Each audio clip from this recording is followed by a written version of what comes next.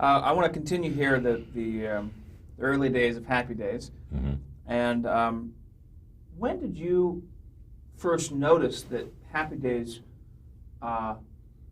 was hitting home with the American public?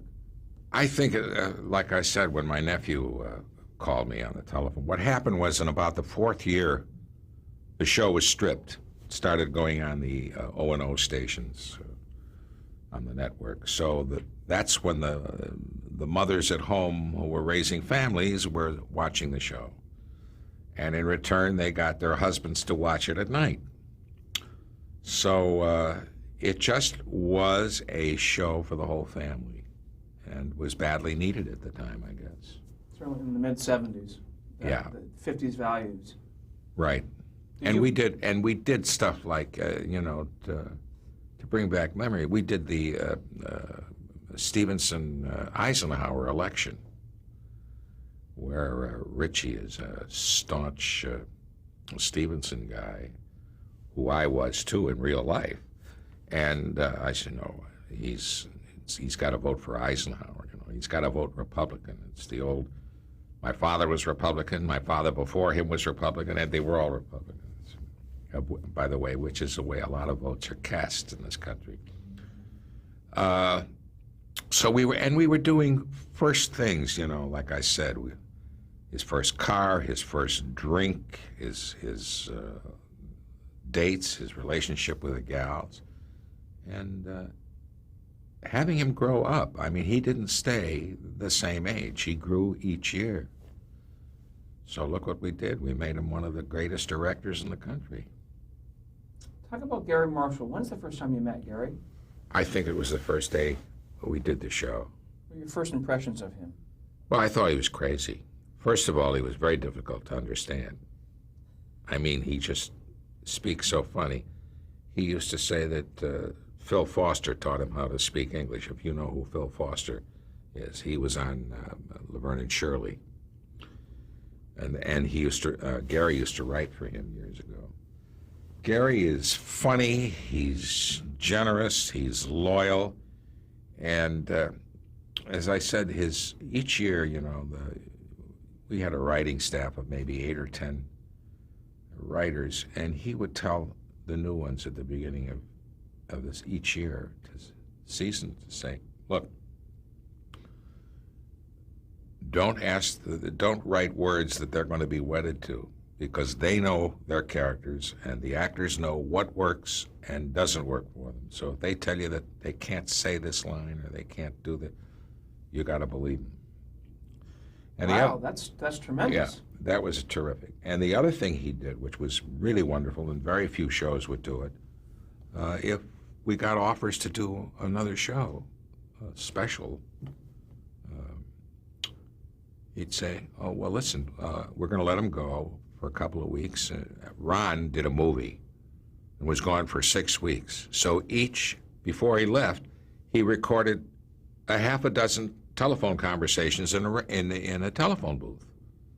And that was part of what he was to do, his being in the show. And they were great that way. I didn't have to, but I was offered and did it on the same soundstage, same studio. The show that won some awards the other night about Orson Welles.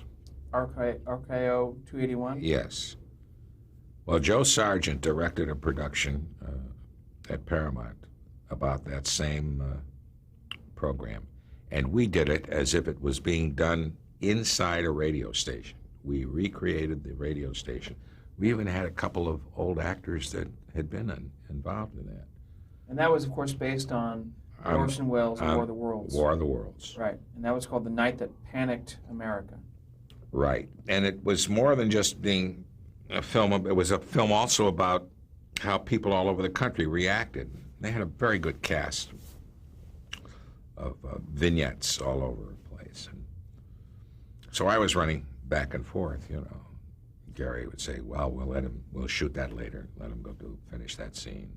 There was tremendous latitude. As I was looking over your credits, as you continued to perform in Happy Days, you throughout the entire run, you would take not only other shows or movies on ABC, which is the same network, but you went to other networks. Yeah, there was no restriction. There was no contract that indicated that No, we didn't have to stay on the network. Was that because of Gary Marshall? No, well, hopefully that was because my agent did it that way. But they weren't restricting many people. I mean, I couldn't do another series at the same time. You know, that you couldn't do. But most people were allowed to do, and a lot of it took place during the hiatus period. Were there challenges, as far as you're concerned, about being typecast at that point as Mr. C and not being able to get other roles? No, the public conception was still Mr. C. The worst damage that it did to me, it really has destroyed for all time any kind of decent film roles, because I was so overexposed on television, and they don't want, they go through without wanting to have television people doing features. And today it's even more ridiculous because everybody is so young, and they're the ones that they want. So the mid to late 70s, there's that stigma between motion pictures and television. Yeah, it starts earlier than that. The ones who've suffered probably more than the actors are the writers, and some of the directors who really established this business. Was it similar, or were you aware of that class distinction between theater and television during the 50s in New York? No, it happened out here. The theater has always had theater people involved, no matter what age, young people. But this business changed out here when General Electric bought, what was it, CBS first, or NBC. NBC, and all the studios were bought up, and the networks were bought up, and that meant one basic thing: there was very few people around who knew what the hell they were doing. You're at the mercy of accountants, lawyers, and people that don't know the first thing about putting a show together. And those that do have to kill themselves to get something done. Really and truly. It's very difficult. As you were describing the first few weeks of Happy Days, I was thinking I was surprised that you stayed, considering the amount of work you did prior to that show, and most of those being organized and professional. Here you arrive, and everything is disorganized. You don't get up and walk. I've never walked away from a contract in my life. You just don't do it. I don't do it, and I don't know too many people that have. I'm going to sneeze in about 2 seconds. You want to do something about it? You can.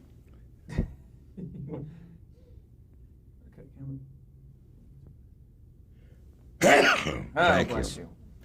When I sneeze that loud at home, I'm attacked by my dog. She thinks that something is wrong with me. So I have to muffle my sneezes when she's around. Let's go back to as you were finding Howard Cunningham. What from your experience did you draw upon to find your niche, or was it? It was easy. It was easy. My brother, he raised 3 kids, and he's much saner than Howard Cunningham is or was, but his approach to raising a family was something that I thought was very worthwhile. And I think we all drew on our families. We came up with suggestions for stories. incidents that happened in our lives, and they bought it. Like being snowed in at Christmas was, I think that was one of my ideas. We were all snowbound because that happened to me and my family once. Do you think that you were a fair father? Think Mr. Cunningham was fair? Oh, sure. I mean, he made mistakes. You know, people used to write me letters, and once in a while I still get them. I wish you were like my father. And I tell them, I said, no, you don't. Because you see, in television, I'm a good father because somebody writes the words that I say each week. But when I go home to my family, I have to ad-lib 24 hours a day. But the effect that the show had, we had a lot of, one time I'll never forget, we were rehearsing a show and the phone rang, and it was the police in Indianapolis, Indiana, that a kid was on a roof, the roof of the jail, and was going to kill himself and wanted to talk to Fonzie. And Henry talked to him for 20 minutes. We just stopped doing everything we were doing. And they got him down. He came down. And we had that a lot. Personal requests. There was one gal, we didn't know anything about this. This was something Anson Williams did totally on his own. But this woman wrote him and said that her 8-year-old daughter had a crush on him and she was dying of leukemia. He brought her out. He brought the mother, the whole family out on his own, just did it. So that was something else that was good. Everybody had good hearts and good feelings on the show. Did you feel pressure of being America's favorite dad? No. Did you enjoy it? Sure, I enjoyed it. I don't know whether it helped me with my family. I mean, I had a daughter, and then in the last 3 years, I picked up 3 grown-up kids, stepchildren. So I had to become a different kind of a father all over again. That was in 1980, and the show closed out in 83. And aside, I think the networks were extremely generous to us by giving us that last year. It was their way of saying thank you for the 10 years. Because, we were a big force for ABC and a tremendous force for Paramount. We built their new commissary, their new restaurant, built all kinds of things there. How close was Gary Marshall to the show in those first couple of years? Always, ever, entirely. I don't think he did too many films while Happy Days was still on the air. But he had Laverne and Shirley. Which is a spinoff. He had Mork and Mindy. He had Joni Loves Chachi for a short period of time. And kept him busy. Kept him very busy. I want to go through some of your co-stars, and if you could just describe them, maybe something that people don't know or misconceptions, but really describe, get an idea of what talents they brought to the table. Of course, Marion Ross. Well, she's a rare one. If I had to name actresses that I've enjoyed working with in my entire life, I think she would be in the top 3. Thank God, from the time the show went off the air, she was involved in some wonderful, wonderful work. And so that there is a lot of great recognition for her ability. She's a happy person now. There's another case of a woman that raised 2 kids all by herself and, wasn't the biggest actress in the world until that show came. She'd done some work, but that made her a star. She's just wonderful. What do you think provided such the great chemistry between the two of you? Was it natural? Did you have to work on it? You have to understand that during the course of our show, we were a family for 5 hours a day, 5 days a week, really 4 days a week. And we experienced the same things that we did in our own families. I lost a wife. Jerry Paris, our director, lost a wife. Ron got married. Henry Winkler got married. Anson Williams got married. I got married. So we had life, death, illness, everything, every emotional involvement we experienced. And I think that made what we had to do on stage stronger. We got very much involved in what we were doing. We did a show where they decided they were going to change Arnold's, the restaurant.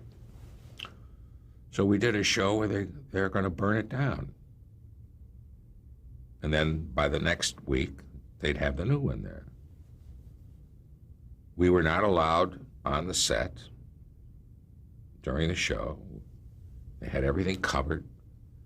And then they burned it while we were all in our dressing rooms.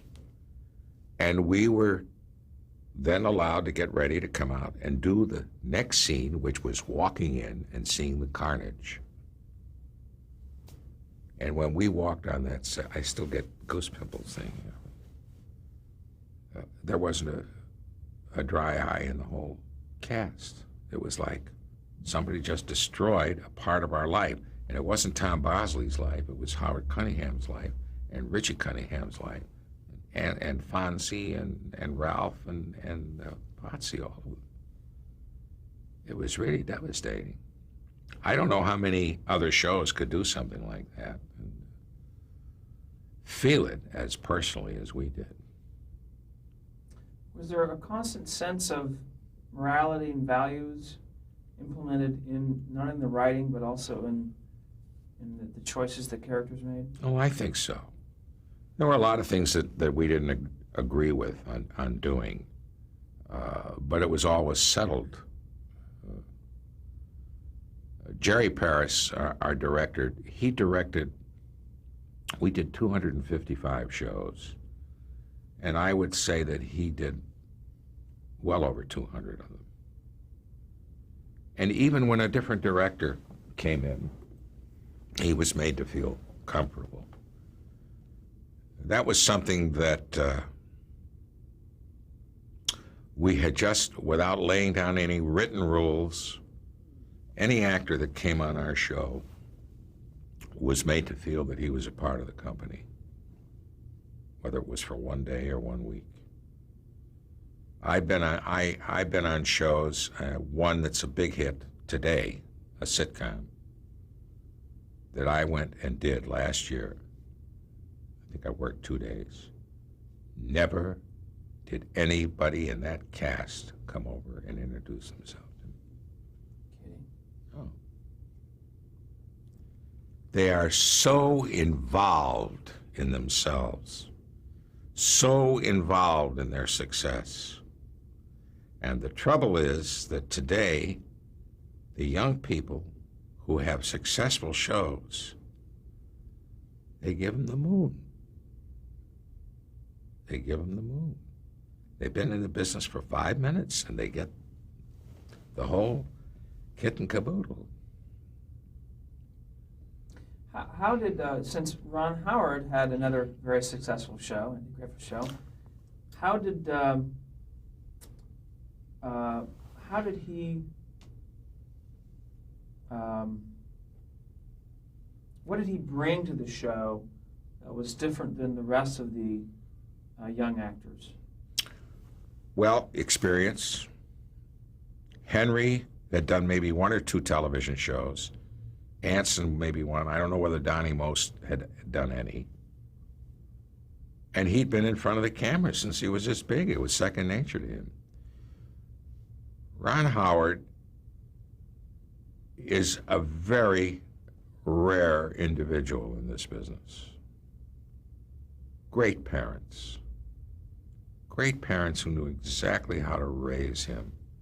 He just lost his mother, and we went to a memorial, and it was just the most beautiful thing you could imagine, because it was a celebration. And that's the way he and his brother were raised by these people. Just wonderful. And his mother was an actress at one time. His father's an actor and a writer. It's all there. But he was Mr. Regular Kid. He went to public high school. He married his childhood sweetheart. I mean, he was the storybook that you don't find in L.A. He's the storybook you find in Keokuk, Iowa. You know what I mean? And he just permeated never flaunted his position. We were all equals on the show. I want to keep going down the cast. Erin Moran. Erin, she wasn't in the pilot. They didn't like the girl, and they brought Erin in, and she was wonderful. She was perfect. But as Erin grew up, there were a lot of problems in her personal life and with her family. And it's hard to say what the accumulation of all of this did to her, but she really got sick, I think. She also had a bad marriage. And she sort of disappeared from the scene. There was an article that was purported to have been written by her in one of the magazines, one of the Star or whatever those terrible things are, in which she made certain assertions and accusations that none of us ever believed a word of it. When we did a return to Happy Days, if you want to call it that, which was about not too long after we were off the air, maybe 5 or 6 years, and she wouldn't appear. And all we said all during the thing is, Erin, we would look right in the camera and said, "We're sorry you're not here, sweetheart. We miss you very much," and this and that. You know. When Nick at Night put our show back on the air, Marion and I and Erin went to New York for some press and a party. And Pat Morita, I think, was there. And this was a wonderfully different gal. This was a gal that grew out of all the problems. Happily married to a wonderful guy. We flew back together on the plane, sat next to each other, and she had a Bible in her hand almost the entire trip and was reading from it. And I would kid her and say, you know, they haven't cast all the parts in that yet. So. And she got her life straightened out, and she's slowly trying to get back into acting, but it doesn't mean as much to her as she thought it did when she was a kid, because kids get bulldozed into it sometimes, which Ron Howard never had to worry about. He never got pushed into it. And Ron knew before we ever started Happy Days that he wanted to be a director. He just knew that. Was it that evident on the set of Happy Days? Oh, well, sure. Well, he was going to USC at the time.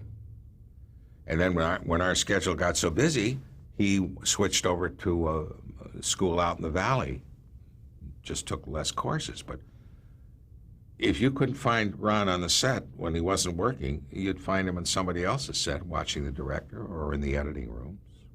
That's what he wanted. Henry Winkler. You mentioned him earlier. Describe Henry as an actor and for that role. Henry was perfect for that role. I mean, if you had interviewed Henry Winkler with his background, you probably would have never even considered him for that role. Highly educated, comes from a good family, European background, went to Yale. Henry used to say that when he was a kid in New York, he'd come over after school into Central Park where the Broadway shows had a softball league. He said, I used to see you play softball there all the time. Henry is dedicated, hardworking, always faced whatever challenge came, handled his success really wonderfully well, and is an extremely charitable person. He got married during the show and raised a stepson and then had a couple of children of his own. And I think the wisest thing that he did when we were finished was he laid off acting for a while and went into production and went into directing. He had a deal either with ABC or with Paramount, I don't know. And he's still doing those things. And he'll act, I believe he's on Broadway now, or soon to be on Broadway, in the Neil Simon play, which they tried out here. And very involved with kids. He's works very hard with McLaren Hall, which is handles kids that are disturbed and had problems with the law. So, you know, what more can you say? Were there ever discussions about the Fonz being, since he in essence was the kind of like the dark side of that show, potentially, was there discussions about how far to bring that character, or was that not even a... I don't think so. I mean, he did some great things in controlling his own limits as to what he felt the character could do. He's an anti-hero. And he never hurt anybody. The character Fonzie never hit anybody. And, you know, in a way, there was a moral to every situation that when the show really involved his problem or whatever he was in totally, there was always a moral to it. It had to come out right, you know? And he's very much that kind of a person. That will change, James.